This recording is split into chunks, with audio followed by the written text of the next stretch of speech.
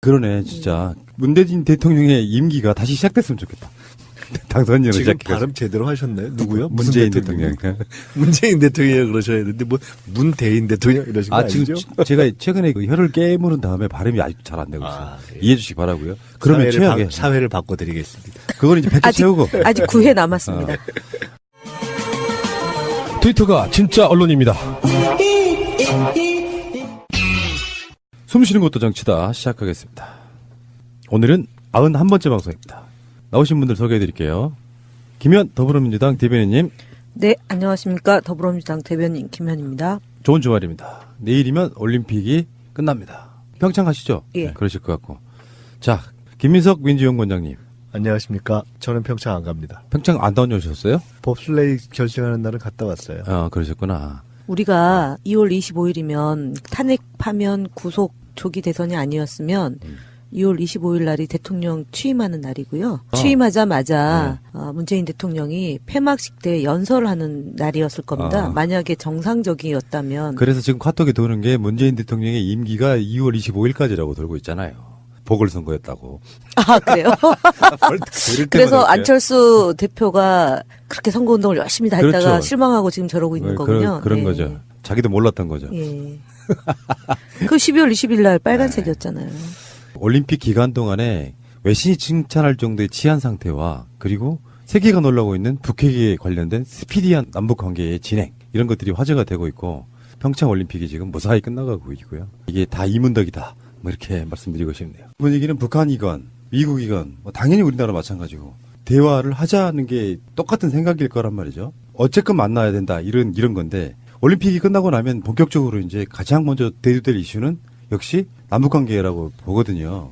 거기 이제 지금 미국의 통상 압박, 보복 뭐 이런까지 걸려 있으면서 GM까지도 걸려 있으면서 반미 분위기도 약간 감지되는 그런 분위기예요. 어쨌든 그렇지만 사실상의 북핵에 있어서의 세계적인 주도권을 쥐고 있는 건 사실은 트럼프고 한반도에서의 운전은 문재인 대통령이 하는 거라는 차원에서 보면 이것도 북한이 김여정을 보내서 문재인 대통령을 초청했지만 문재인 대통령의 말씀처럼 우물가에서 숭늉 찾는다는 말씀처럼 빠르게 진행될 수는 없는 상황. 조심스러운데 여기에 대한 예측은 어떻게 보십니까? 지방선거의 중요한 변수로도 저는 작용할 수 있다고 보는데 일단 문재인 대통령의 방북을 굉장히 빠른 시일 내에 했으면 좋겠다라는 의견도 있었고요. 지방선거를 의식해서라도 6월 달 이전에는 어려울 거다라는 예측도 있는데 그거에 대한 두 분의 생각을 먼저 듣겠습니다. 여건에 만들어서? 대해서 여건을 만들어서 진행하겠다 이렇게 된 건데 지금 보도된 바에 따르면 북미 대화가 추진되다가 이제 불발한 거 아닙니까? 지난번 그 김영남 위원장 왔을 때요. 그러면 이제 김영철 통일전선부장이 이제 폐막식 후 이틀 정도 이제 있게 되면 그 사이에 또 어떤 일이 발생할지에 대해서는 쉽게 예측하기는 어려우나 어쨌든 김영철이 내려온 거는 결국은 김정일 위원장과 그다음 김정은 위원장으로 이어지는 이 핵심적인 위치에 있었던 사람 아닙니까? 그다음에 이제 남북 대화의 가장 고위급 채널이라고도 볼 수 있는 거잖아요. 그래서 일회성으로 끝나는 게 아니라 평창 올림픽이라는 일회적인 게 아니라 쭉 이어가기 위해서 김영철을 보냈다라는 게 이제 전문가들의 의견이고 그다음에 이제 지금 이재정 교육감이 전 통일부 장관을 역임하셨잖아요. 그분이 며칠 전에 인터뷰를 보면 지방선거까지는 좀 준비기로 놓고 보고 그 이후에 이제 좀 가능하지 않겠느냐라는 예측을 하셨어요.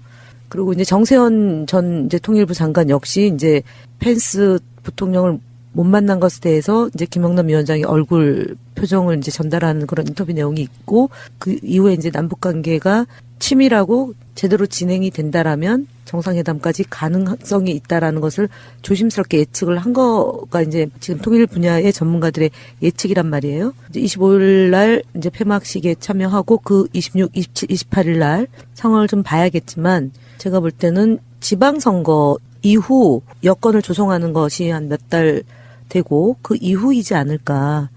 8.15. 8.15? 그 시점 괜찮은데요? 네. IT상으로 정말 좋은 것 같습니다. 네. 원장님은요?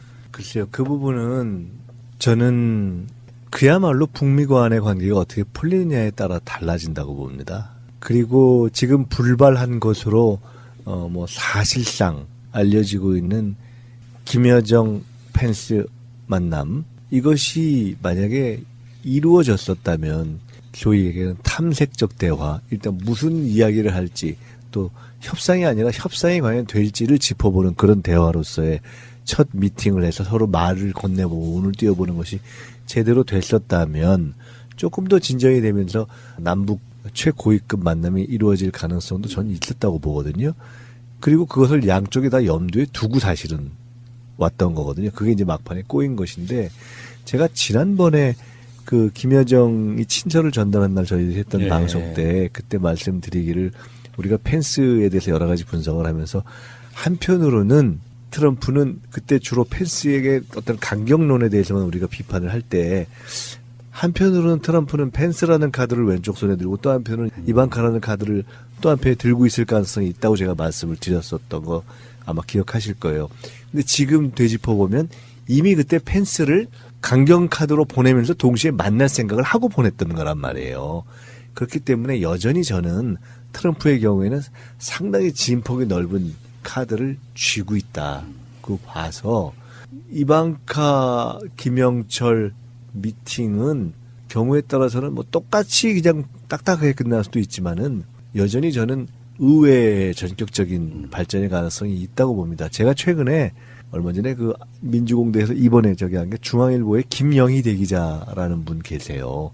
그분이 소위 보수 언론사에서 오래 계셨던 분이지만 굉장히 진보적인 입장으로 예를 들어 사드를 포기해야 된다. 그다음에 한미의 연합훈련을 중단하거나 축소해서라도 북한하고의 관계를 풀어야 된다. 이런 말씀을 하시는 분이거든요. 근데 그분하고 얘기를 하면서 제가 이런 얘기를 한번 해봤어요. 그리고 그 공감을 얻었는데 아니 차라리 트럼프한테 노벨 평화상의 꿈을 우리가 심어주자. 그게 어떻겠느냐. 그게 충분히 현실성이 있을 수도 있지 않느냐. 근데 약간 몽상가이기 때문에 그게 뭐가 될 것 같다고 싶으면 그럴 수도 있는 거거든요. 그러니까 그렇게 저는 이 판이 크게 변할 가능성이 동시에 존재한다고 저는 오히려 보는 편입니다.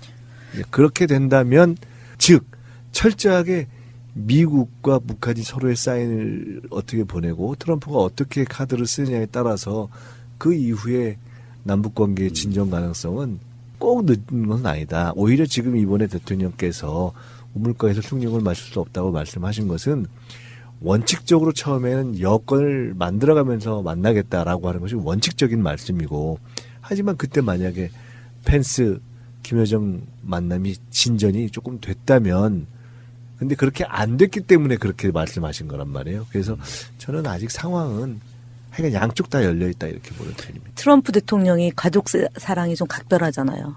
딸을 백악관 고문으로 세우는 혹시 나라가 웃기죠. 왕족 국가 말고 또 있나요? 이제 민주적인 방식으로 선출된 대통령의 딸을 고문으로 앉힌 경우는 없는 것 같은데. 그래서 공식적으로 직함을 준 거죠. 예, 그러니까요. 공식적으로 직함 준 것도 좀 사실은 좀 언밸런스하잖아요. 근데 하여튼 펜스 부통령과 북측이 만나는 장면보다는 이방카와 북측 고위급 대표단이 만나는 것을 통해서 반전의 효과를 보려고 하는 게 아닌가. 다 떠나서 이렇게 뭐 북미 대화 뭐 이런 게 아니라 이방카에게 뭔가를 역할을 주기 위함이 아닐까 이런 생각을 어렴풋이 해봅니다. 예. 근데 저는 트럼프한테 북핵은요 일종의 양손에 쥔 떡 같은 거예요.